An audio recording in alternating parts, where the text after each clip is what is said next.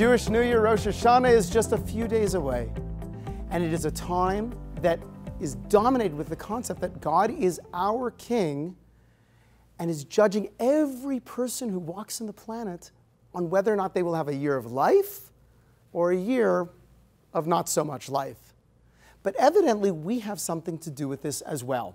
It says in this week's Parsha, it says, God commands us, I call the heaven and the earth today to bear witness against you. I have placed life and death before you, blessing and curse.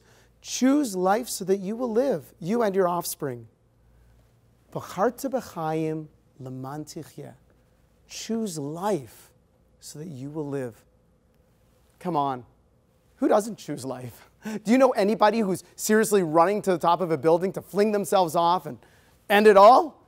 We're all choosing life, aren't we? See, the essence of choice is not, do I prefer chocolate ice cream or vanilla ice cream? The essence of choice, evidently, is life and death. Choosing life on the most basic level means waking up with energy and vitality and choosing to do more things that God wants me to do. Learning Torah, helping others, being charitable, and refraining from those things that I know the Almighty does not want me to do, like gossiping or even wasting time. My rabbi, Rav Noach Weinberg, explained it on actually a deeper level than this. He said that, you have one fellow, when that alarm clock goes off in the morning, he hits it, turns it off, opens his eyes, a big smile, and says, thank God I'm alive. Pops out of bed, gets on with his day. Another person stops and turns around, hits the snooze button, hugs the pillow a little more, says, this is it. In a certain sense, hitting that snooze button is choosing death. So we have to know that the opposite of pain is not pleasure.